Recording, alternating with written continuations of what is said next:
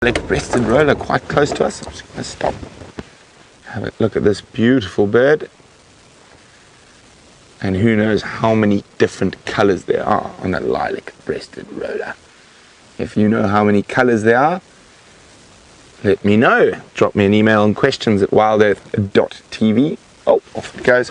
Or use the hashtag #SafariLive on Twitter. So we've been doing quite a few little African folklores at the moment, and while we're talking about wild dog and cheetah, it reminds me of a really good one. It's a bushman story, a sand story, how a cheetah got its speed. So the creator was very proud with the job it did with all the animals, so decided to organize a race to see who was the fastest animal in creation. And he decided that the two that were up there was the sesame, which is the fastest antelope species, and one of the fastest antelope, if not the fastest. Oh, squirrel crossing, a little squirrel, and decided to cross a huge valley from the big baobab tree to the hill on the other side. And early in the morning they got ready and they set off at speed, but the sesame was so much faster it quickly built up a strong lead over the cheetah, and it was disappearing at a rate of knots when tragedy struck. The sesame stepped in an aardvark hole and hurt its leg. Now cheetah, being such a kind and giving soul, instead of running on to win the race, oh, I forgot the most important part of the story. In those days, cheetah had really soft, what do you see, Andrew? A monkey. Where is it? Oh, you better be careful, Andrew. Cheetah had really soft paws, and for the race he borrowed wild dog's hardened paws with the claws to be able to keep up the speed for long distances. Ah, there, now I see it. But even with that, I'm just going to have to try and move, sorry guys. Even with that, the sesame was beating him thoroughly before he fell in the hole and hurt his leg. But because the cheetah stopped, where's this little creature gone? Oh, there. Because he stopped to help, the creator decided that because cheetah was such a good sport, he would make cheetah the fastest animal, as well as letting cheetah keep wild dog's paws. And that's why a cheetah is the only cat that has got claws that are visible in its tracks. Here we go, a little vervet monkey. And it seems to be eating the bark of this marula, probably to try and get moisture. Thanks very much.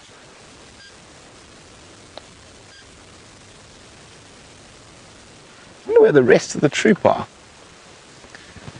Well, troop is a more commonly used collective noun for monkeys, but I wonder who knows the original colonial English collective noun for monkeys.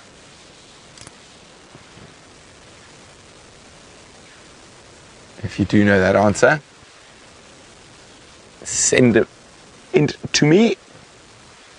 questions@wildearth.tv or #SafariLive on Twitter. What is the original colonial collective noun for monkeys? And well done to Barbara and Safari Dean, who have got it correct. There are 7 different colors on a lilac-breasted roller. Very busy little chap. I can't see any others around. That doesn't mean they're not here. They could easily be hiding somewhere close. And the troops can spread out while foraging. Particularly now, they're going to be under a little bit more pressure with the drought, having to forage a little bit more intensely.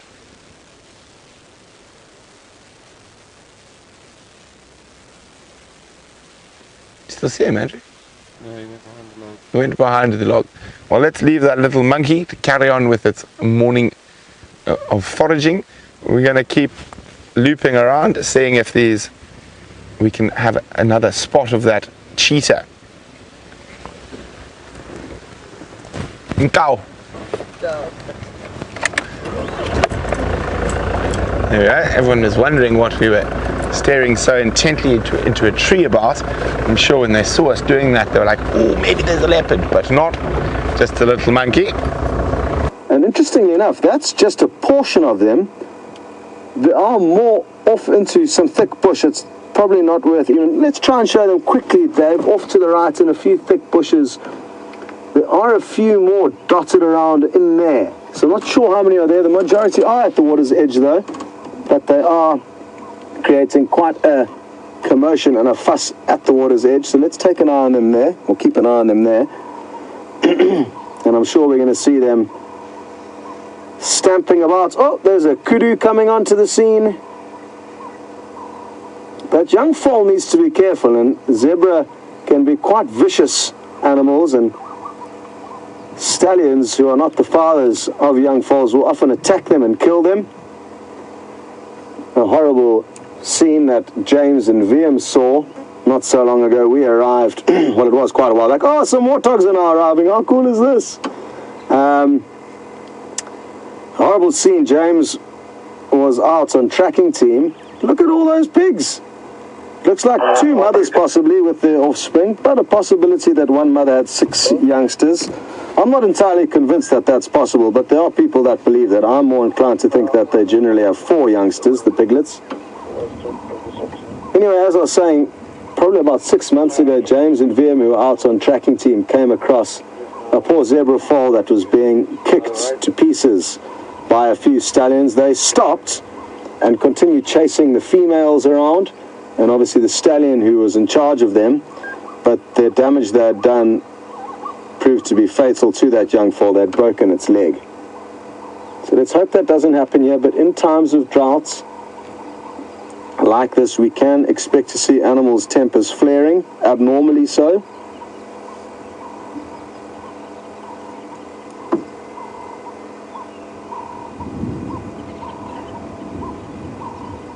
Kudu's trying to squeeze in here now. Interesting that she's come to the pub alone.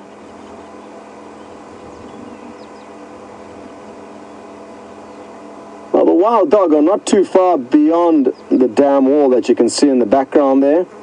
I'm not too sure how far exactly, possibly about half a mile to 3/4 of a mile further north of us. They've managed to catch an Inyala that they are feeding on, and the problem is that there is a waterhole very close to where they've caught that Inyala, so I don't see why they would want to rush all the way over here for a drink when they can simply drink over there.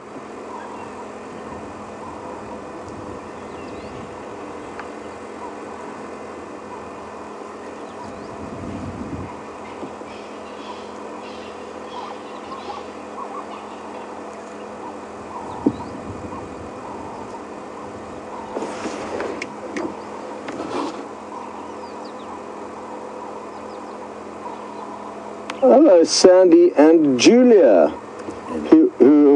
Andy. Thank you, Dave. Andy and Julia would like to know something quite strange. You guys are thinking out of the box. Cowboy and cowboy. Andy and Julia would like to know if you can ride these beasts. And yes, you certainly can, but they prefer a very small human to be on top of them, if possible. Their backs and bodies aren't quite strong enough to carry adult humans. This is what I'm told, of course. I've never attempted to ride a zebra myself. But there was actually a movie made called Racing Stripes here in South Africa, where a young girl somehow ended up with a zebra that she was riding around and racing it in competitions eventually. Against all odds, I think the zebra did quite well. But the bottom line is there is a person riding the zebra. I've also seen... Oh, we need to rush you over to Brent. Look at this, guys. Right next to me. little elephant, completely relaxed in our presence. We actually stopped and it walked right up to us to come have a look at us, nearly touching the front of the vehicle. Little one, feeding off the acacia sprouting from the ground there.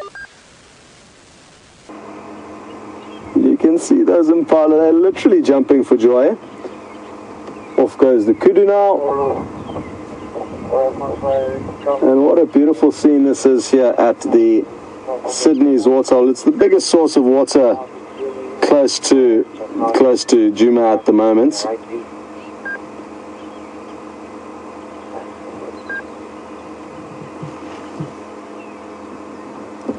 And a young impala in the foreground, having a little toilet break there. The bigger older male coming in to test the scent given off by that male. And another male coming in will probably do the same thing. And isn't it fascinating that they read so much into one another's pee and poop, almost like we read into Facebook and WhatsApp and SMSs. That's a major form of communication. It looks like the guy's sending a message now. Yeah, busy sending an SMS. And will the final one add his 2 cents to this little chat group? Yeah, it looks like it. So they're having a 3-way chat at the moment. Wonderful. Bless you, Dave. Appears like Dave may have swallowed a fly. He did. Sorry, buddy. So that's what the little coughing gesture or sound was. You handled it very well, Dave. Good first fly. Thank you. First fly and first cheetah. Things are looking really good for Dave's future here at Safari Live. And we're going to continue on. Speaking of Dave and his future, we still need to find him a leopard, so that's what we're going to go and do now. And we're going to have to power down our vehicle in order to start it, because it appears like the mobilizer has given in again, or taken control of us. So we are stranded for now. Over to Brent's.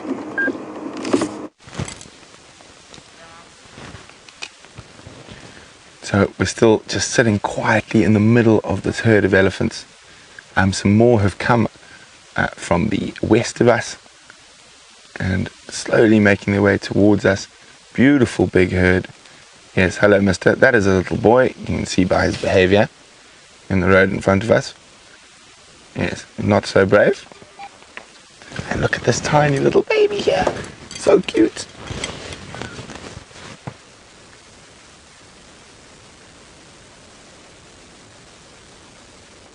Just slowly moving through the bush, feeding. Elephants on both sides of us. The ones behind us are in quite thick bush. These are in the open a bit more. Here comes the little one, giving us a good sniff.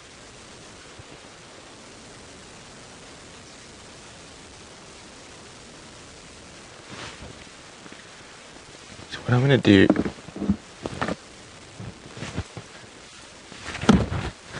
is I'm going to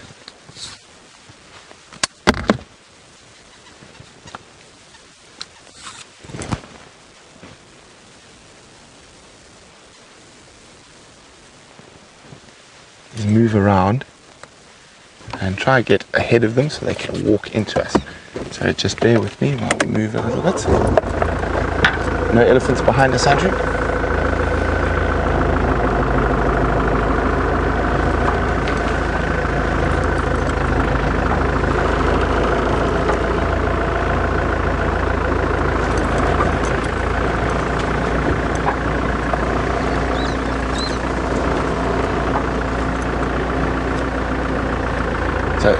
A lot of you guys have said a barrel of monkeys for the colonial collective noun quiz, and I'm afraid that is not right, so you're going to have to try again.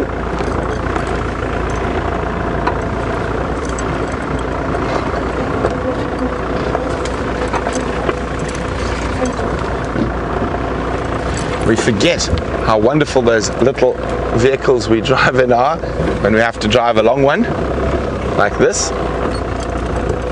Oh, hello. Hello, madam. It's okay. Little head shake there. But there are elephants everywhere, and they are heading down towards quarantine clearings. So hopefully they'll be out in the open. Or who knows, maybe they'll chase the cheetah out into the open for us.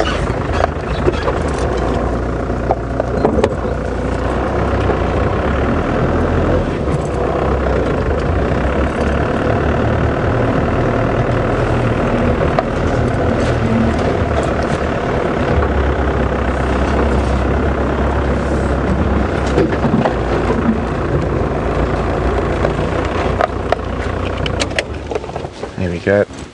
They're all moving into this little grove of flaky bark acacias. Oh, and if I just look around, there's elephants everywhere. Hello, little cheeky one.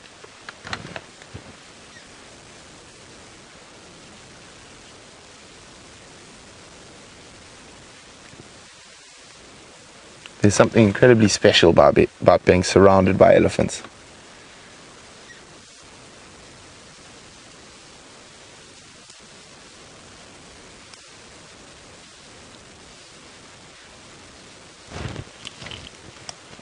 They move through. Yeah, Mom and the little baby look like they might come past us quite close.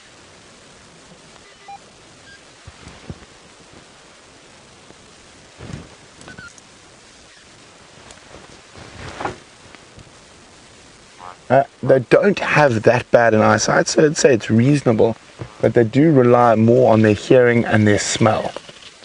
So they're able to have lots of really good senses. Hello, Mom. Hello, but little one. A little bit nervous keeping Mom between us and it.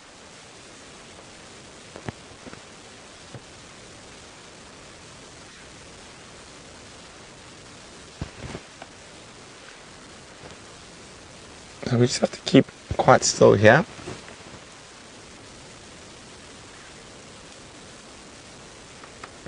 So it was James who asked the question on the eyesight. So they have reasonable eyesight, but having such incredible hearing and smell, they tend to rely on those other senses a bit more.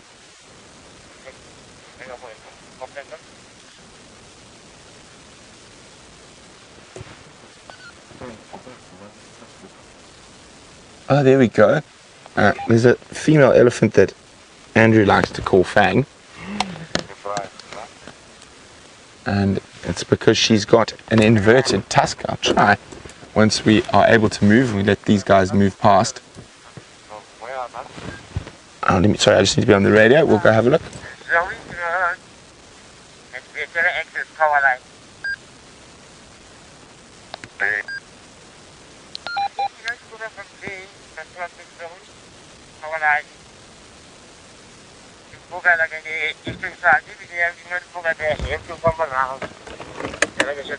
Okay, let's just keep still. They're very close. I don't want to move right now.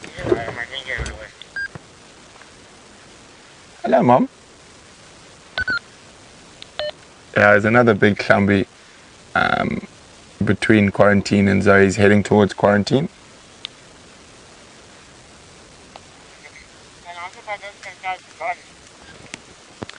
If I did another loop around the block, I'll check again just now.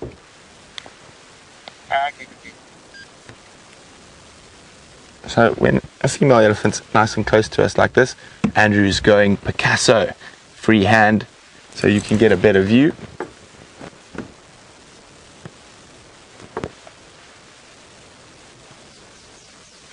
So they're so lovely and relaxed with us that I don't want to move the car and maybe slightly upset them, so we'll just keep still and wait for the elephants to move off at their own speed.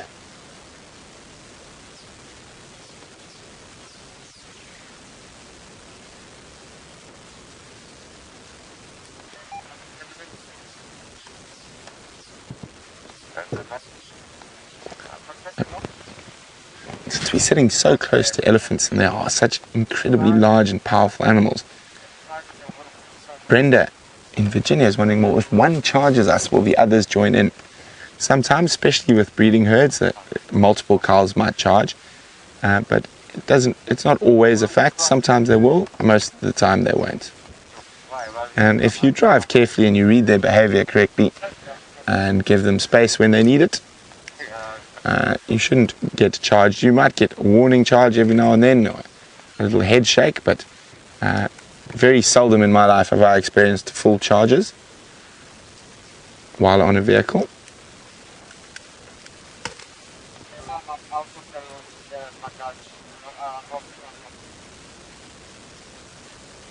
Yes. Hello, it's here.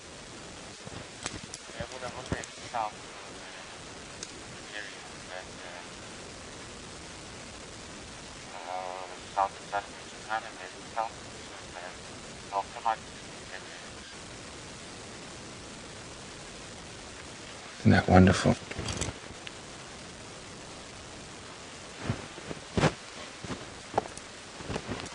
Amazing how dexterous their trunks are.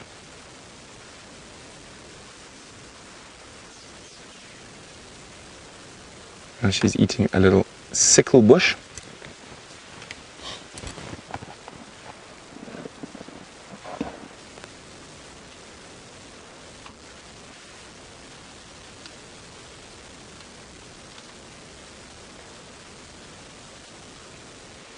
So the monkey quiz continues, and still no one has got it. It is quite an obscure one, so I'll give you a few more minutes before I give you the answer. There's been a few more in a cartload or a tribe, and nope, those are not correct, unfortunately. Mary, who's in Texas, but really good try. There we go. Andrew getting artistic with you guys here, holding the camera low out of the vehicle to give you a slightly different perspective on this elephant cow.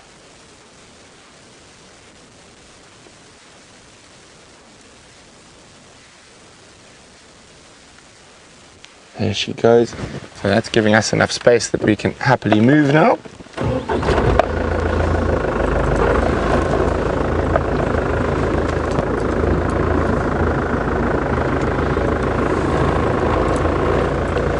Marcel says, is it a parliament of monkeys? Unfortunately not Marcel, but that is a colonial collective noun, but for owls. It's a parliament of owls.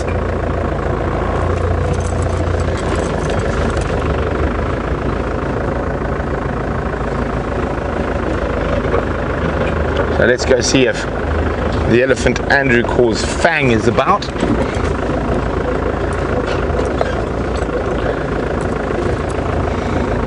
Interesting name for an elephant, Andrew, since they are not very, don't really eat too much meat. Although I suppose a tusk could, that tusk does look a little bit Fang-alike. There she is. Lois, Congress of Monkeys, nope. Unfortunately not Lois.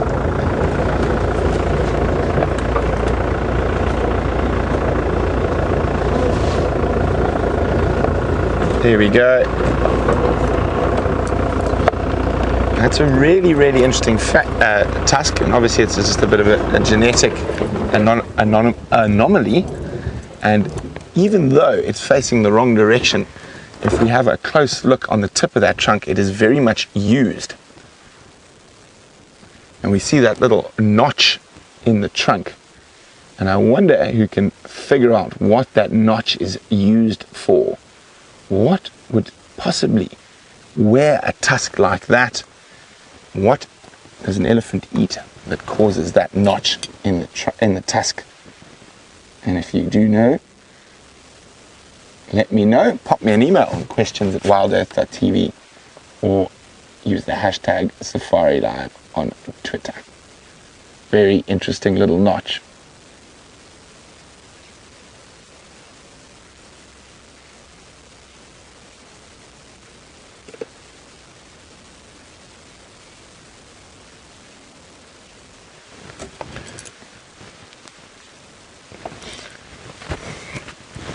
So Kitty Cat in Seattle would like to know, how fast will an elephant run? Well, Kitty Cat, they can get very quickly, up to about 45 kilometers an hour. Here she comes. Isn't she beautiful? She's quite a big female, an old female, and you can see the indentations on her head starting to show. Currently, she doesn't have a young baby, just judging from her mammary glands.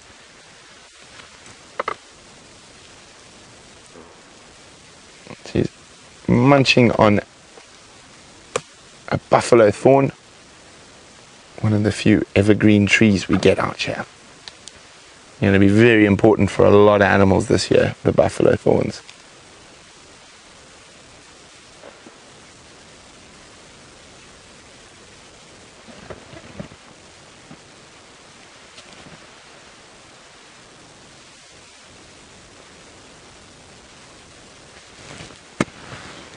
There's another little one coming up from the other side. And Georgie in Australia is wondering, is there any particular reason for female and male elephants to have different head shapes? Well, the most obvious is that males tend to bash each other in the head with their heads, and that would be the most obvious reason that they have different head shapes. So a male's skull is designed to take more of a pounding when fighting with other males for mating rights with females.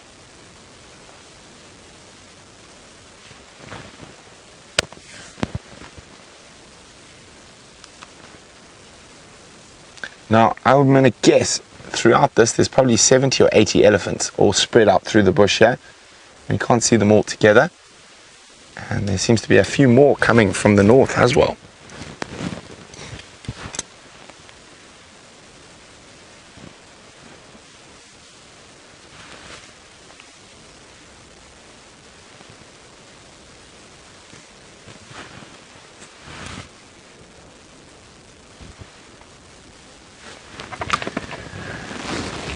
So we're going to move around again, get ourselves into a good spot. When we do that, I got a Virginia. Sorry? Oh, sorry, I didn't see. Oh dear.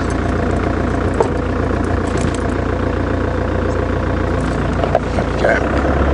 So Virginia is wondering, would those notches ever wear completely through, those little notches on an elephant tusk? It is possible, Virginia. As you can see, that one's worn, that we were looking at, is worn quite far through. I'm just going to go around these ellies, give them as much space as they need, and I'm hoping they are going to pop out into the vast open clearings of quarantine. And quarantine sounds like a very strange name for being out in the bush, but it is an area where cattle or cows were quarantined when they were attempting to turn this area into farmland. Very unsuccessful attempt. When the lions eat the cows faster than they can breed, generally lends to bad business.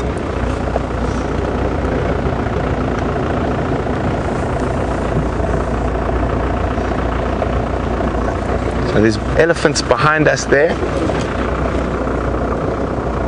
And then I'm just going to try to show you how many elephants.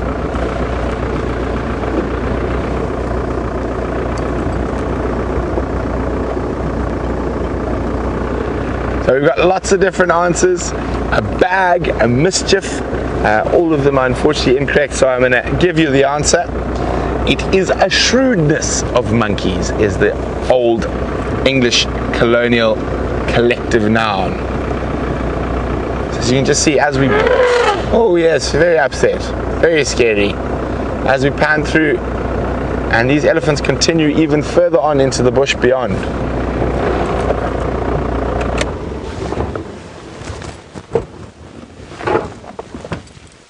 Ellies everywhere.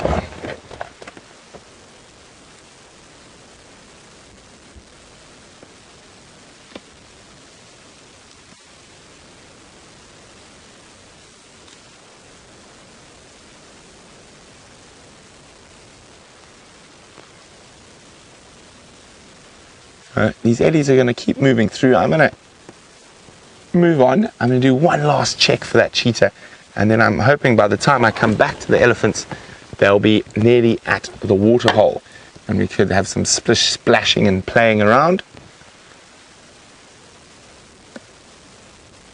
Beautiful herd of ellies.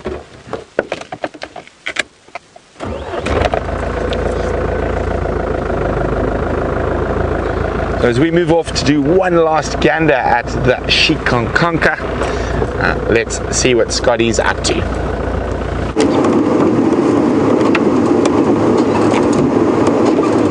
Don't mind me, I'm just warming up for the cheetah that we're about to find. I need to be ready to drive at high speeds because I've got a feeling it's going to be chasing an impala.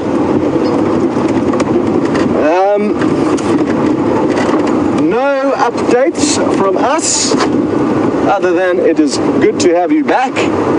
Dave and I have just been getting to know one another's histories and catching up in general, which has been most joyful. And we are now, like I said, back in the area where we hope to find this cheetah. Basically, I think this is a good opportunity for me to pull out my map in order to show you exactly what's going on here. So, give me a second just to find my pointer, which is a sophisticated piece of technology that I just broke, but this one will work. Okay.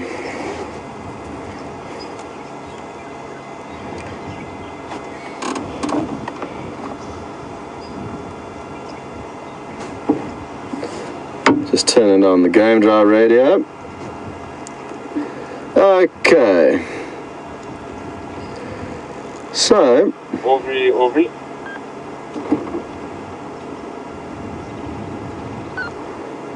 Basically, we found the cheetah over there. Oh, sorry, the glare's a bit bad. Let's try and move over to here. Sorry about that. We found the cheetah right over here. It then continued all the way along, and we lost it somewhere just about over here. And this is the blue dot where we are. It was heading in a south and westerly direction. And I'm hoping if we continue along Rebecca's Road onto Philemon's Cutline or Philemon's Dip, we may find some sign of the animal. So that is the science of our maneuvers. Very good.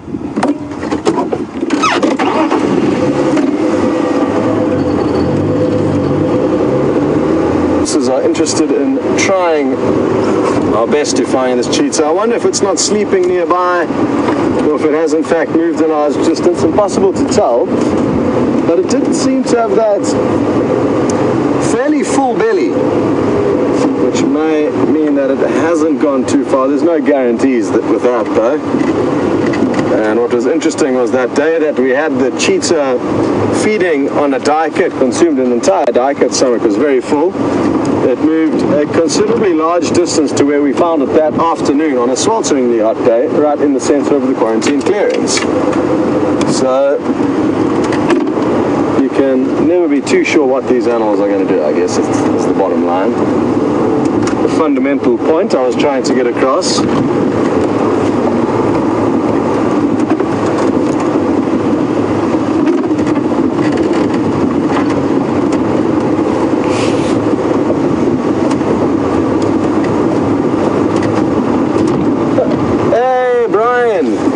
Philly, how are you doing? I hope all is well. And aren't you coming out here soon, Brian? I'm sure I remember you saying you were coming out for another visit.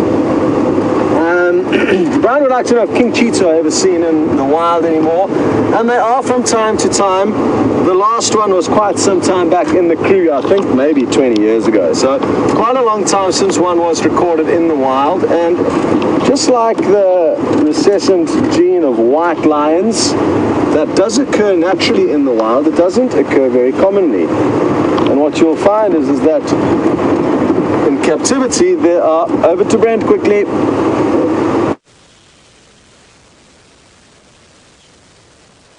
So here we go.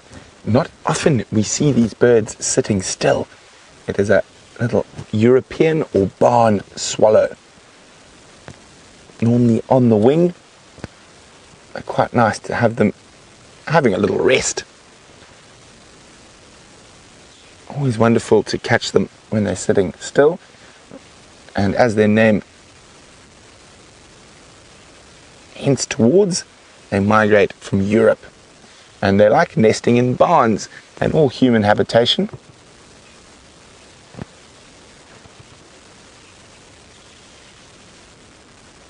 Let's let them sit there. I hear a very upset testicular. So I'm going to go check what that testicular is shouting at. While I do that, let's go see what Scotty's up to. But often in captivity, and that's white lions is a prime example. It's not difficult to breed them and or raise them once you've got the right mix of genes, and that's why they are fairly common animals in the wild, in captivity, but it's a lot more difficult for them to survive and for those genes to be appropriately matched in the wild. So you'll probably find there's a whole host of king cheetah, not certain, but like I said, you'll probably find there are quite a few king cheetahs in various captive areas where they've been able to be bred accordingly, but not so in the wild, not for white lion and or king cheetah. What's interesting is that you get certain areas of Africa, again, not many of them, where melanistic genes are quite common. So the opposite to a white lion, but I guess very similar to that of a king cheetah, which is a melanistic form. It's darker than normal.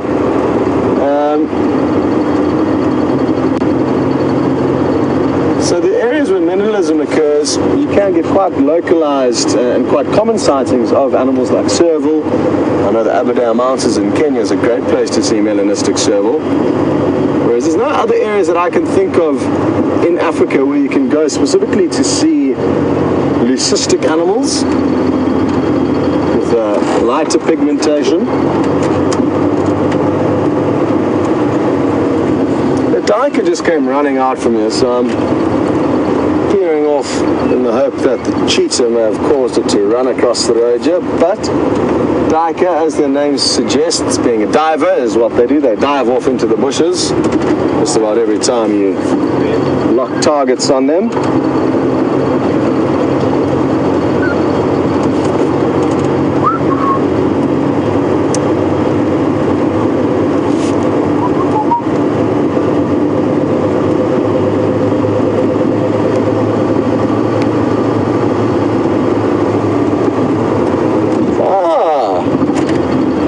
In Virginia is wondering whether cheetah can climb trees and whether they can swim. And the answer is yes to both, but not very well to both of those two things. They cannot climb trees. Well, I've just got a feeling that we should head down here. Why, I don't know, but that's what we're going to do.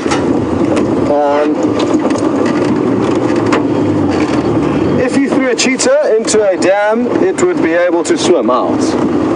Not that you would want to do that, but it can swim like most four-legged animals, to be honest. There's not many four-legged animals that can't swim that I know of.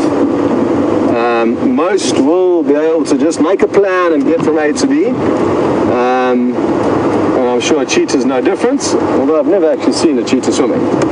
But I am 99% certain that they can, in fact, swim when need be, but they are unlikely to do it unless they are forced to. Climbing trees, they will do not very well, though. Their body structure is not correct, neither are their claws.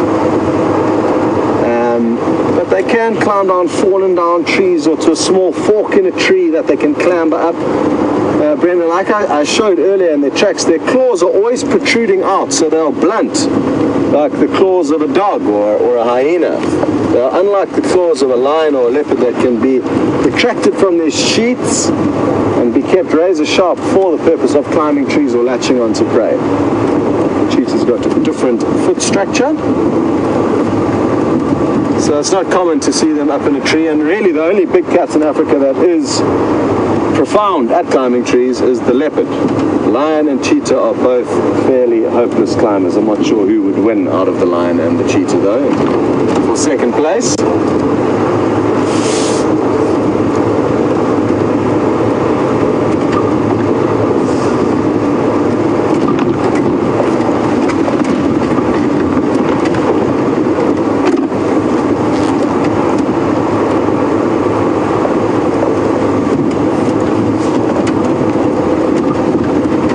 Jennifer in Missouri is now interested to know the kind of moving habits of a cheetah. Will it move in a kind of general direction? Will it zigzag a lot?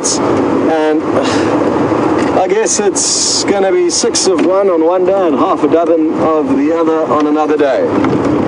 It will really depend on the individual, the terrain, the habitat, and its mood on the day.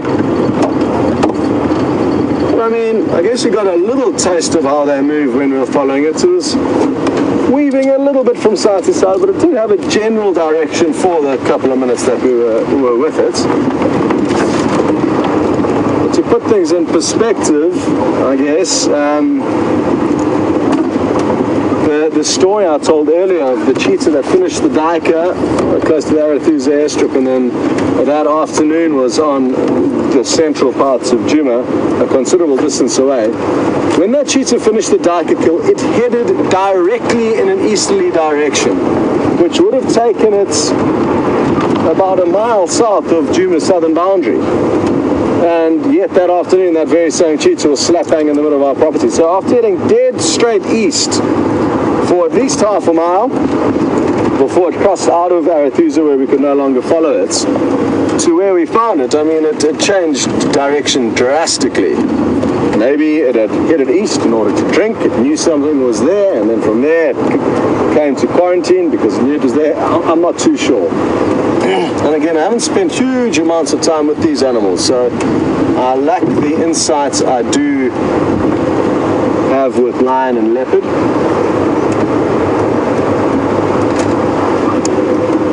So, dot is dot. Hello, Impala. Be warned, there is the fastest mammal on the planet lurking here. From these Impala who seem to be dodging harm's way this morning, we're going to send you over to some more potential harm that they may encounter later. So we've just come to have a quick squiz at the Nkuhumas, and as predicted, sleeping off their buffalo-induced food coma in the shade. Don't think they're going to move too much during the day. We decided just to make sure we knew where they were for the sunset safari.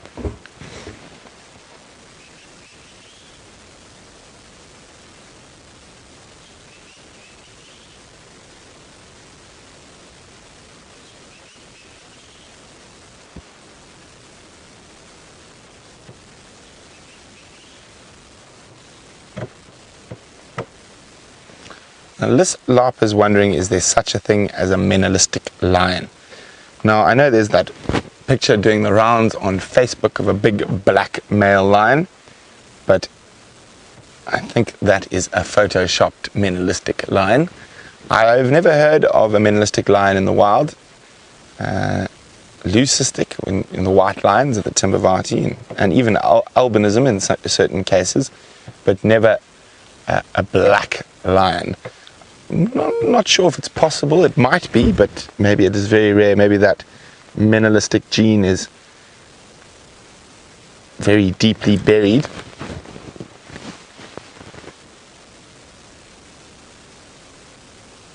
Menilism seems to be far more common in leopards, and even then it is extremely rare.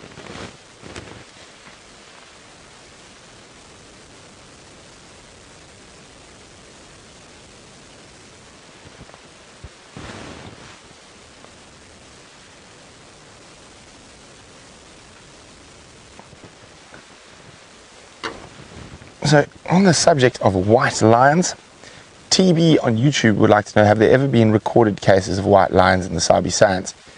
Not that I'm aware of. As far as I know, the only regularly recorded cases of white lions are the Timbavati and Kruger. Now, it's not to say it's not possible.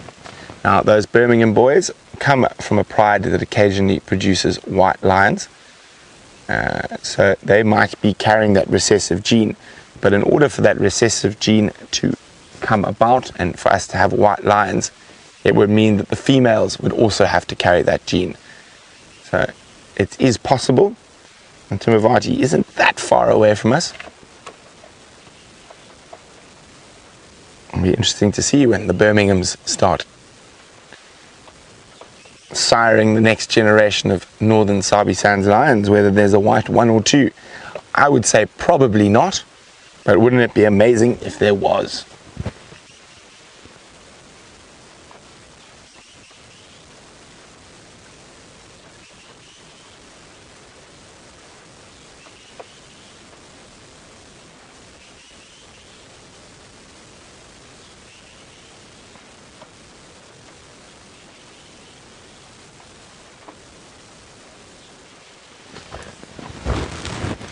Hello Stephanie, who's in Southern California, and Stephanie would like to know, how long does a lion on average live in the bush? The females generally 14 to 15 years, males 12 to 13. Males have a shorter lifespan because they have to defend and fight for their territory against other males, and generally they live a little bit less than the females. Of course, there are always exceptions to the rule, but on average, that's what we're looking at.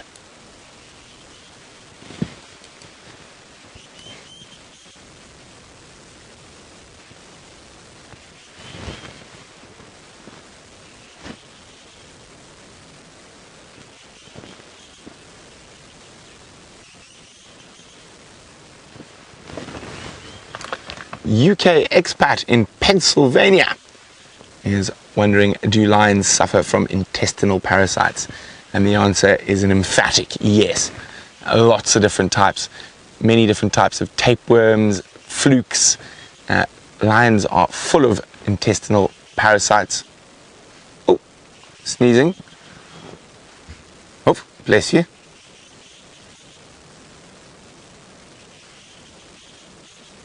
Maybe a little dust up the nose like I had this morning.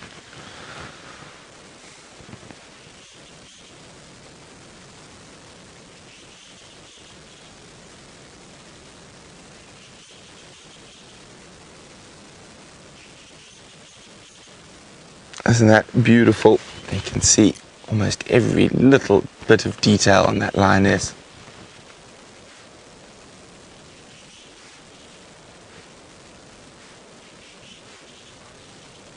And you can see there's a little red spot of blood, and that's probably from where it's either scratched or one of the other members of the pride during allo grooming has popped a tick. Oh, there comes a small yawn.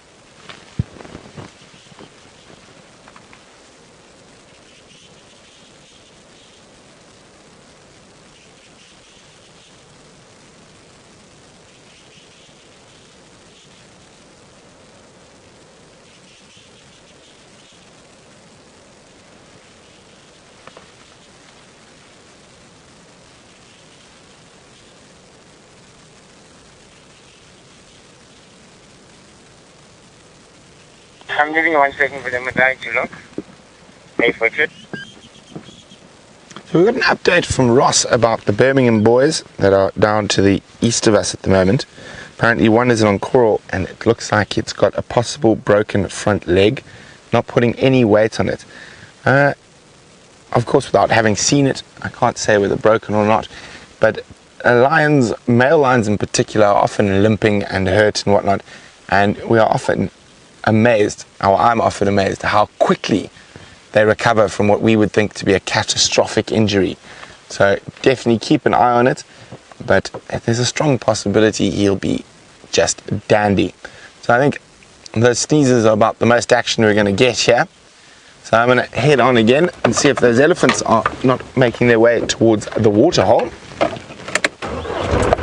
do that, let's jump on board with Scotty.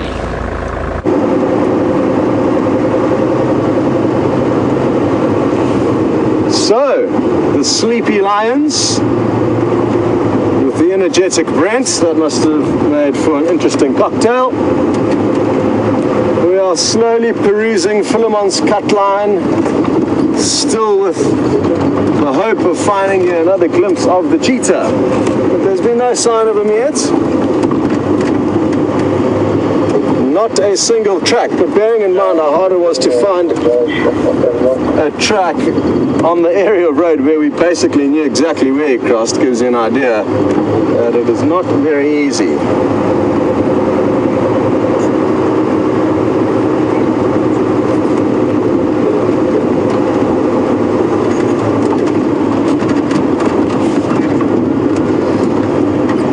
Siberia Zumi, thank you for your advice. I've already used it though, sadly, from Philemon's cut line. Where I stopped and reversed and turned around earlier. I went down to Treehouse Dam and then back up Weaver's Nest to Philemon's cut line, and now I'm doing a portion of Philemon's cut line that we didn't do because we turned down to Treehouse Dam. And Twin Dams I'm not doing because Brent is there with the lions, so that's the reason I'm not going to do that road. But both good guesses.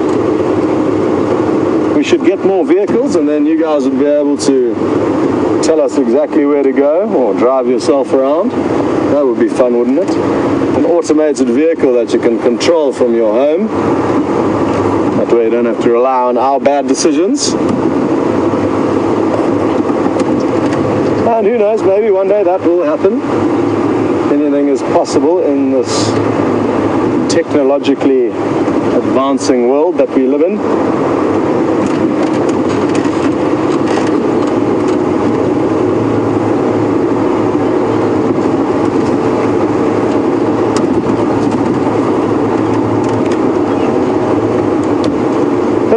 Christopher in Arizona. You would like to know a few of the smaller cats that we get in this neck of the woods. The caracal, serval, African wildcats are three that come to mind.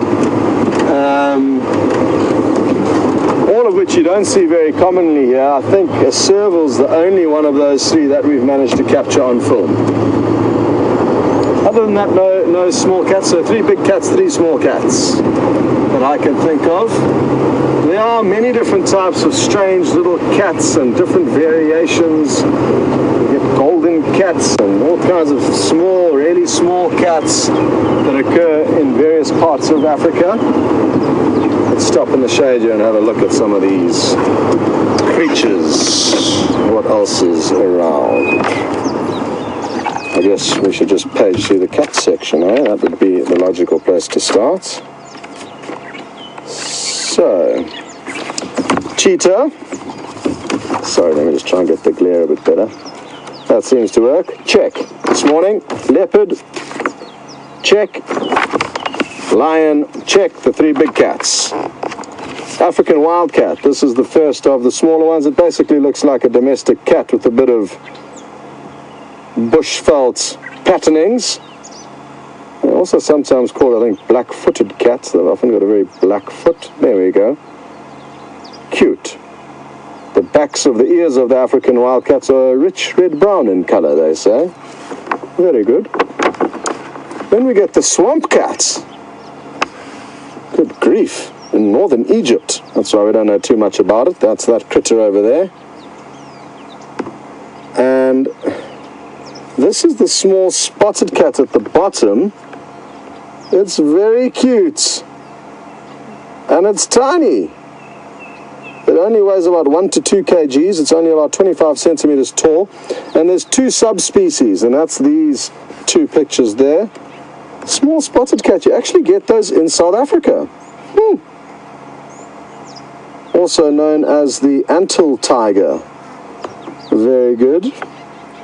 I wonder where exactly you find them in South Africa, because I haven't heard of any of them being seen by any of my colleagues in the industry. So there's another one. What next? The sand cat. This is also up in Egypt. on that area. And then the serval at the bottom, that we get here. Very good. This is one of my favorites. Well, not the golden cats, but that is still a very nice cat. They occur in the central parts of Africa, and apparently they have been seen 1 or 2 in Kenya, but not too sure. So sorry, that was the one at the top, apologies, which lacks the ear tufts, but looks quite similar to the caracal or the lynx, which we get here, quite widely spread through Africa. It's an epic cat, this. Short tail, which is also characteristic, or characteristic, depending on your mood. I like the word characteristic. I don't know why. It's from a movie somewhere. And then we are on to the dassies, or hyraxes. So these aren't cats, but we can chat about them while we're paging through the mammal book. These are crazy little creatures, interestingly quite similar to elephants, and quite closely related to elephants. One of the major attributes that likens them to elephants is that the males have got internal testicles. Very good. Again, we don't find those here. They're usually like rocky outcrops and or trees. I'm going to leave that last one out for next time. Woo! It's cooking out here. Thanks for asking that question. I enjoyed paging through the various cats that we don't get to see very much of.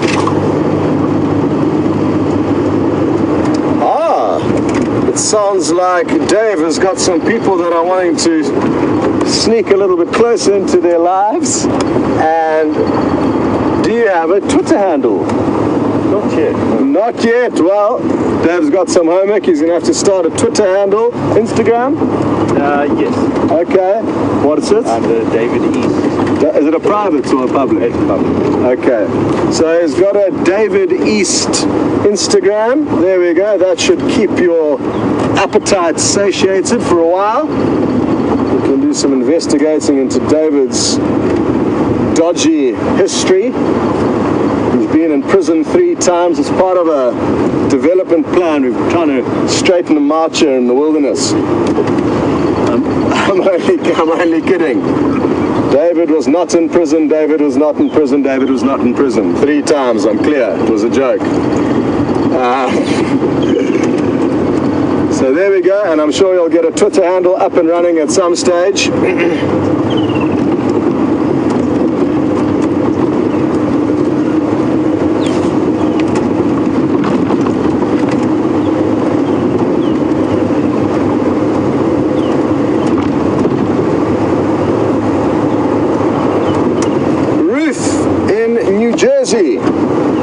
You are wondering where our eyes in the sky are, and I'm fairly certain it's just sitting in the technical room with all of our gadgets and gizmos.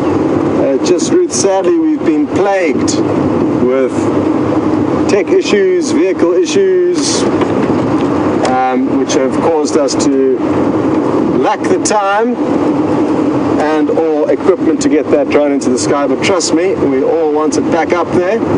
Of course, the drone commander Andrew Francis is most excited for that to happen, but who knows when it will happen. I cannot tell you, but the drone is fine.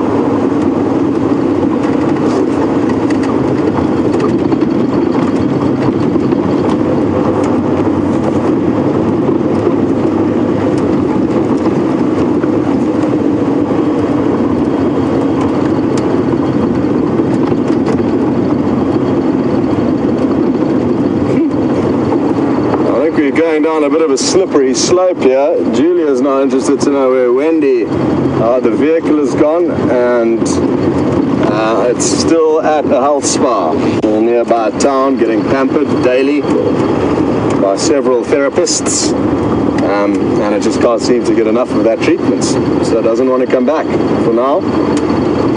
Possibly it's going to turn into a retirement, possibly it will return. I do not know the answer to that question.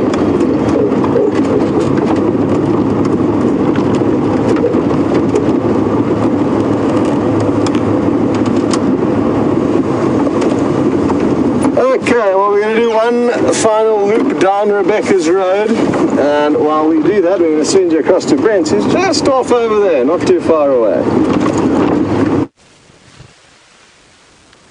So all the Ellies, well, not all of them, but a fair portion of them are out on quarantine clearings. The same herd we were with, or a portion of the same herd. And they're busy slowly walking towards us, and this is going to be absolutely beautiful. Oh, this is just going to be so amazing. They come and going to literally envelop us. Let's see how many we can count. 1, 2, 7, 8, 9, 10, 13, 14, 15, 16, 17, 18, 19, 20, 21, 22, 23, 24, 27, 28, 29 that I can see.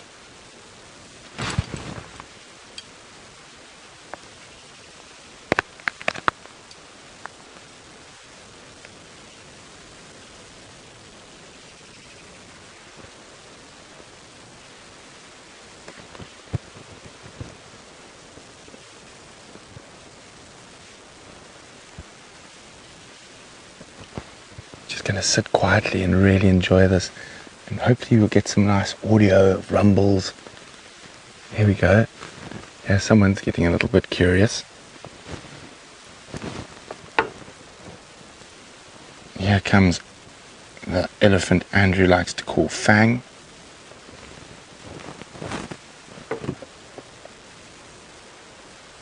There we go, listen to that.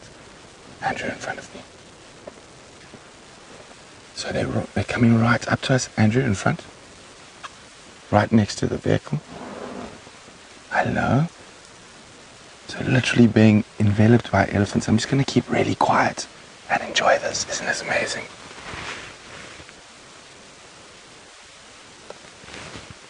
Hello, Ellies. They are just such peaceful creatures if you give them the correct amount of respect and space.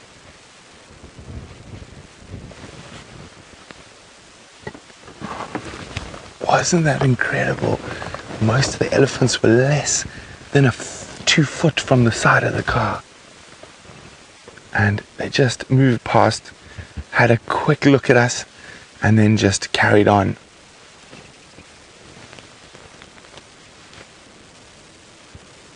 Wow. Wow, absolutely wow. That was just wow. Definitely the highlight of my drive.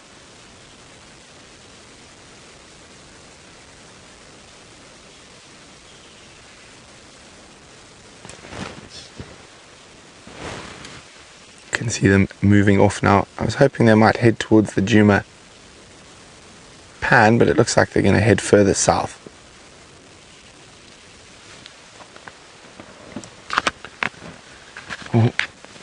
I'm going to see if we can maybe do that again. That's just so special. Let's wait for Andrew to pop the camera back on the tripod.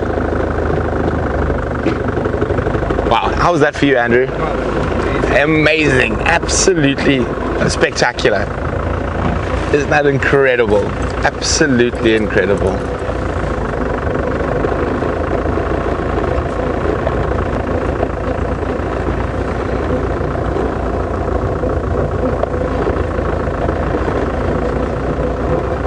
Apparently you guys got some amazing screenshots. Well done. If you're new and you're not sure, grab a screenshot, share it on our Safari Live Facebook page, or just add the hashtag Safari Live and pop it on Twitter.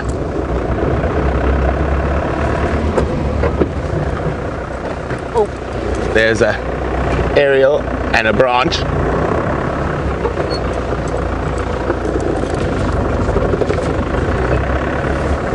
Ex-Ranger says it must be incredibly difficult not to say hello Ellies when they do that.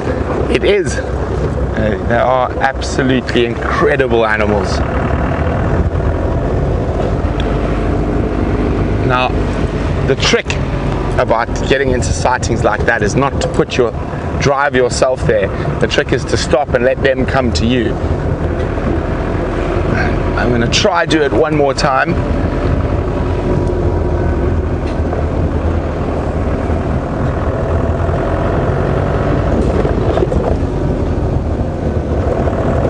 get up ahead of them.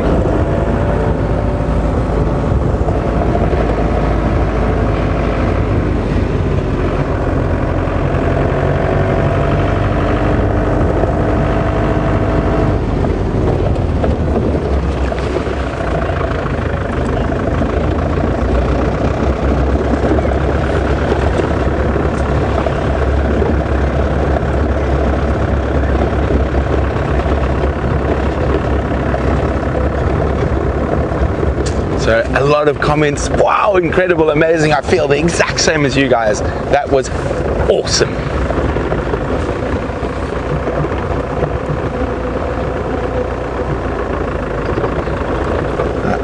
And even me, who generally talks a mile a minute, was left a bit speechless after that. It looks like the herd has spread out a little bit, but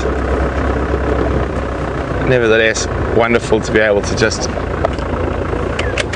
sit here with them.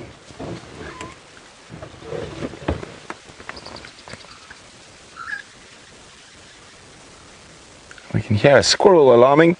I'm sure Scott will be ecstatic to know that his bird house has now become a squirrel house. I saw a squirrel come out of Scotty's little house on quarantine that he built.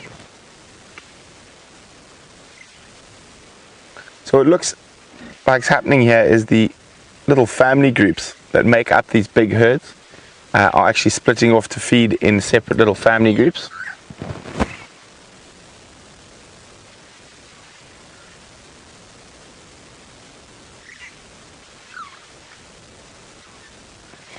It's one of those things we just experienced that you can't really emulate.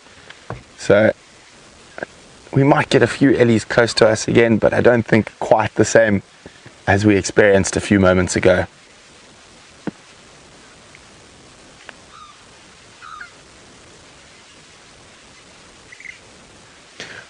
Oh, a very, very valid point from Ginny. I nearly forgot, I actually saw that this morning, but a very, very happy birthday to HT, Hayden Turner, another one of the Safari Live presenters. So happy birthday, HT. Have a great day with the family in good old London town. Andrew?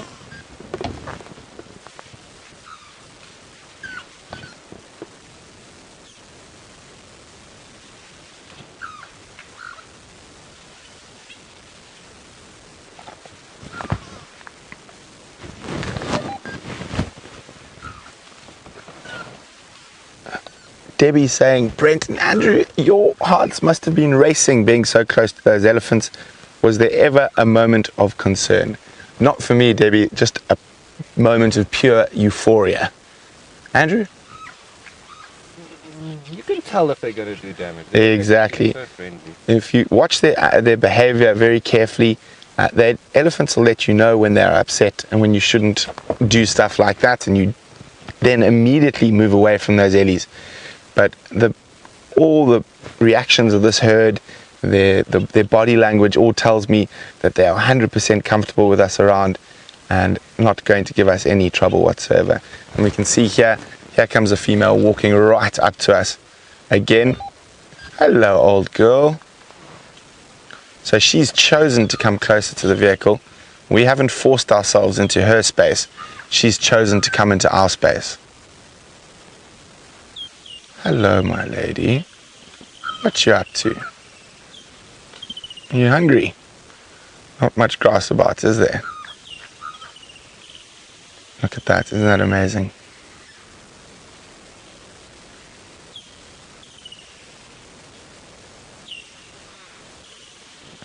She's Andrew's bravery is getting a little bit less as I saw him lift that camera quite sharply as she came a little bit closer. Don't worry, Andrew, I don't think she's going to do anything to you. So she's now probably about 3 feet from Andrew and coming closer. Andrew, she might put her trunk towards you, but if she does, just keep very, very still. So again, very important in these situations is keeping still. Any sudden movements and whatnot might spook them, but as you can see, no problem. Here comes the next little one. Andrew is now going low again. A little bit more comfortable with the baby.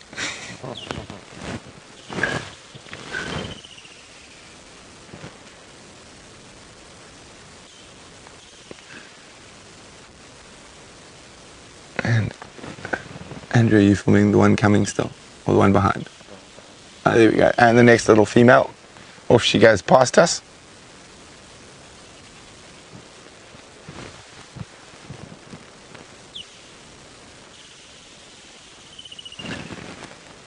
There's still some more coming from the distance. Oh, look at that one scratching her nose. Oh, it's actually looking for marula fruit. There's no marulas this year, I'm afraid. Poor Ellie's. Very few in this area due to the lack of rain.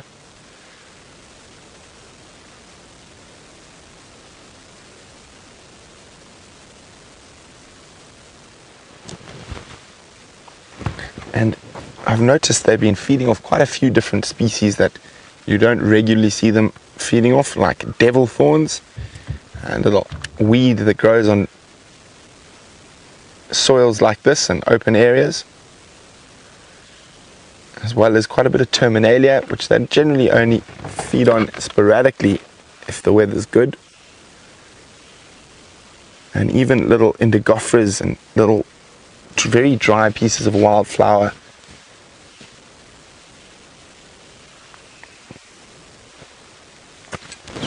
Now, this could be fun, a little male approaching us head on.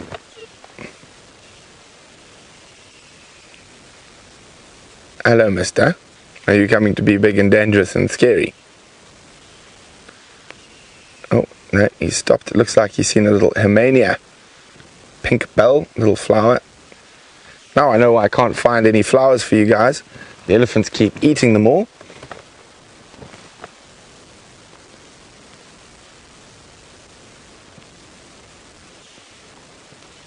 So this, there we go, you can already see the ears coming out. Now this is a little boy. He could be a little bit, oh no, he's deciding to go wider. Safari Dean says they must be smelling our water bottle. Well, hopefully not. At least they haven't found our swimming pool yet. Hello, old lady. Hello, madam.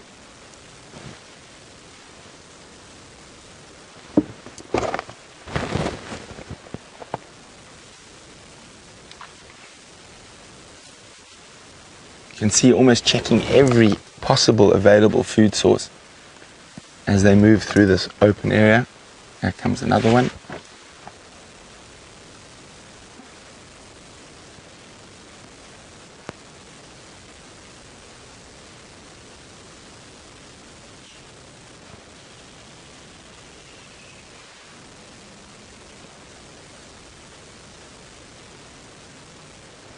So the majority of the herd have bypassed us.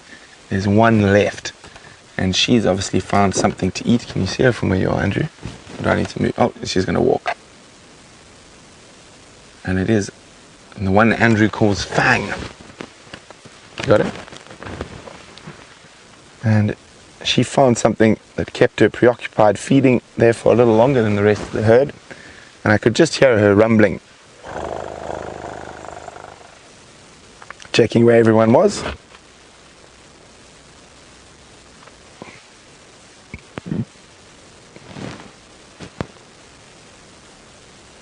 You see that very distinct inverted tusk on that female. Oh, I think I nearly forgot about the notch question. So there's a little notch on her inverted tusk, and what that's called is a grass notch. And elephants use it to break grass, so using between her trunk and her tusk to use it. And you see she's been using that for a very long time, and that indentation is quite deep. Oh, she's found something at the terminalia. Sniffing the leaves. No.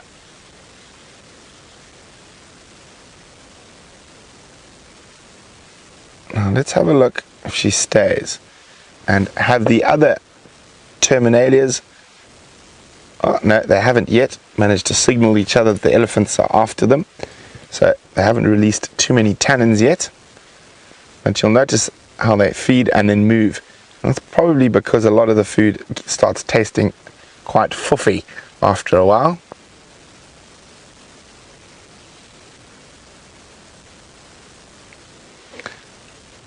Well, a big thanks to Lynn, who says, Brent, you have the most amazing office job.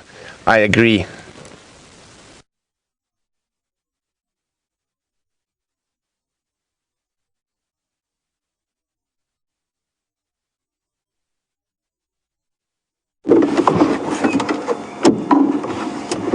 Welcome back, everyone. You just caught Dave and I relaxing in the shade, chatting about things, and our car won't start, so you're going to remain relaxing with us in the shade.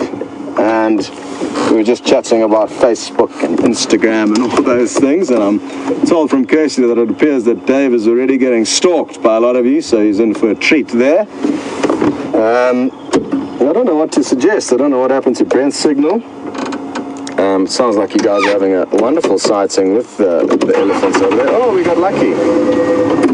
If you sometimes position this little immobilizer remote between enough solid matter, i.e. my body and the antenna behind me, it somehow allows for it to work, I think.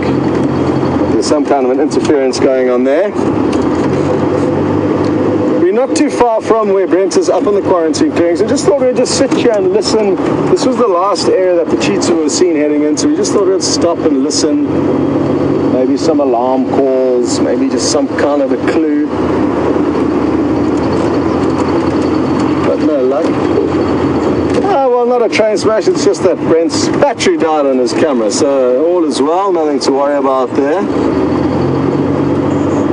Always concerns me when you get crash cut to from elephants. It happened to me once before when I was with a pair of sleeping male lions, although back then the situation was a little bit more serious on the other vehicle.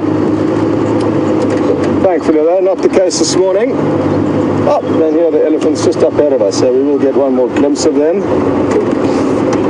One of you who are hoping to say goodbye and have one last view. What a morning it's been. There's been an abundance of sightings. Obviously the cheetah was an absolute highlight. I can't remember when last a cheetah was seen, but it was many, many moons ago. So who knows, maybe we'll get lucky again this afternoon. I certainly hope so. But we'll have to wait and see about that. Also good prospects with those lions on the property. There may be some action unfolding a little bit later on in the evening once things have cooled off a bit.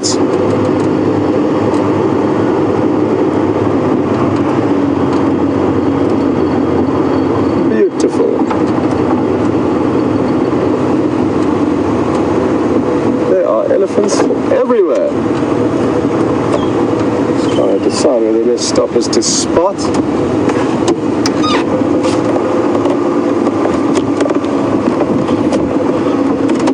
Well, Safari Dean, I'm very happy to hear that you are at complete peace and in a very relaxed and tranquil mood after spending time with these gentle giants. They are absolutely wonderfully calming animals, and I feel the same way, especially in a scene like this.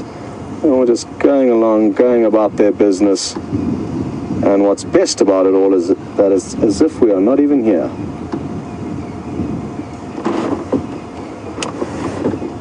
Well, great stuff. Oh, hello, boy. Are you going to come and say hello? Looks like he might, but while he comes closer, which it looks like he's going to, I'm going to say thank you very much to everyone involved. Kirsty and Leanne in the final control room. Brent and not even sure who it was on the other vehicle, the other cameraman. And to David, who was my cameraman. It was the first time we've been teamed up. You've done a great job, buddy. Absolutely. And he's easing into the team very well and obviously into the role here. So well done and good on your first cheetah. We will see you all on the Sunset Safari.